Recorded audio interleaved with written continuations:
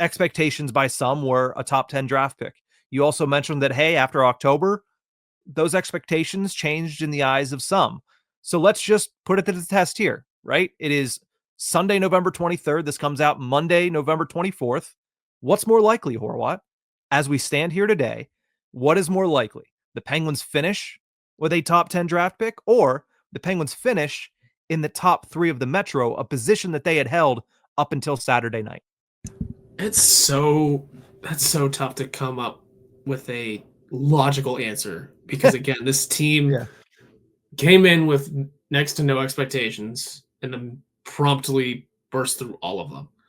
But have now, I don't even want to say they've returned to form or that they're back to the norm or back to what people expected now because they went on such a good run through October and the early portions of November that almost seemed like the norm. It's almost impossible identifying what this team is in a roundabout way of saying, I think it might be more likely this team figures it out. They've proven that they can. They've shown that they can.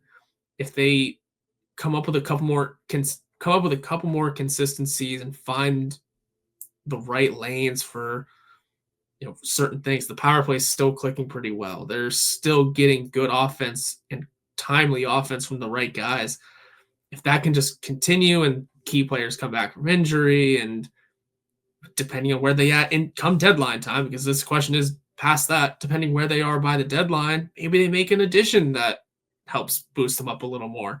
I could see the top 3 of the Metro being more likely than bottom 10 for the draft lottery, especially considering, like I said, the East is going to be tight. It looks like already as we hit, American Thanksgiving. I didn't look at the West when getting into that, but it's still early. It could be just as tight. So I would say it's more likely of these two that the playoff contention seems like the viable option. Yeah, I'm with you on that. And I think even though you look at the Penguins right now in November and you say, man, that's a lot of losses, right? What did we say their record was in November? 2-4-3. So essentially 2-7. But here's the thing. Only 2 of those games did they lose by more than 1 goal. Like, we talk about their overtime issues, but also they've lost a lot of 1-goal games in regulation too, that you look at and you're like, man, you should have beaten Toronto when you had a 3-0 lead.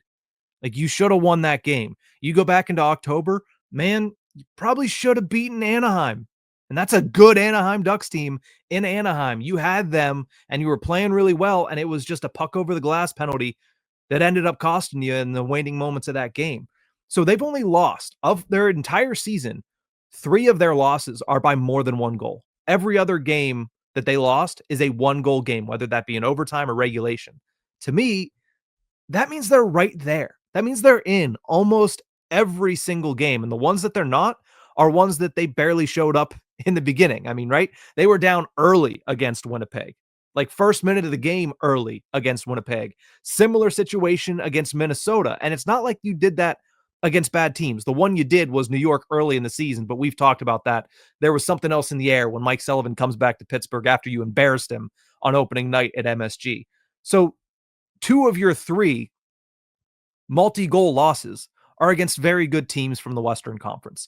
And I know this sounds like a lot of excuses, but to me, this is more so just looking at the sample size we have in front of us and analyzing it, saying, listen, this team is in almost every game against almost every single team. And the other thing that I look into this is they're in these games and narrowly losing these games with a laundry list of very impactful injuries. And that's something we'll talk about in a little bit. But I really think that you're starting to see the wear and tear of losing guys like Ricard Raquel, of losing guys like Justin Brazeau, of not having to this point in the season a guy in Rutger McGroarty who's starting to quickly show you that he is getting up to speed at the American Hockey League level. I think the Penguins are more likely, I'm on your side with this one, I think they're more likely to finish in the top 3 in the Metro because of all those reasons that I just stated. And also because I really think the Metro is gettable. Like Carolina, very good team. New Jersey, very good team. They haven't lost in regulation at home this season. They are 7-0-1 at home so far this season at the Rock. Outside of that, New York Islanders, Yeah, they've played some good hockey, but they're not a world beater. Washington Capitals, same way. Philadelphia Flyers, man, I still look back at that game and I wonder how the heck did the Penguins lose to that Flyers team? They're not that dangerous. The Penguins could also be not that dangerous. I think they're right in that mix. But I think what the Penguins have shown is if they can get fully healthy, they can be a scarier team than the majority of the Metro. And that's all you have to be in the top 3. You might not be able to catch up to the Hurricanes. You might not be able to catch up to the Devils, but I could still see you slotting in at that number 3 seed if they can get and stay healthy and play the way that they've been playing in most of these games. Absolutely. I think the health has been an issue, but there are certain players that have stepped up in the right absences too. Yeah. It's not like the injuries are a sole cause of everything that is going downhill. There are definitely certain names that have stepped up big time when other names are going down. So you can't lay everything on an injury, but also I like the way you looked around the Metro and said it looks like it's definitely gettable. I mean, yes, Carolina is very good, but they'll hold on to that spot, no doubt. The Islanders have been a weird team, playing pretty good right now, but everything is so tight they could fall out in no time. Same with the Devils, especially now that they're down Jack Hughes for a little bit. Same with the Flyers, who are holding on that second wild card spot as of right now, and they could be a softer team down the line. Uh, Penguins are there. Blue Jackets might crawl up, might crawl down. They're still one of those weirdo teams, and just in the center, there's plenty of space in the Metro for the Penguins to take advantage of. There's plenty of slough almost. Like, sure, the Metro is tight and everyone seems to be doing really good as of right now. All of them can be viable playoff options. It's just a matter of the Penguins rising to the top of this. I don't want to say gong show yet. We'll see if things start to filter, but just as of right now, just this hectic bunch of teams that are in the East. You know how many times last year we talked about the mushy middle of the Eastern Conference? It's just the entire conference this year.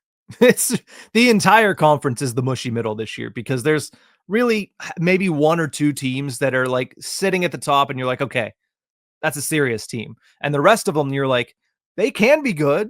They've looked good at instances, but it's just, they've also looked bad in instances. That perfectly exemplifies the Penguins at times. That exemplifies everybody around that same area. So I think it's interesting, and let us know in the comments. Like, are we overly optimistic here, saying it's more likely that they finish in the top 3? Because I don't see them falling that far to be a top 10 draft pick eligible team by the end of this season.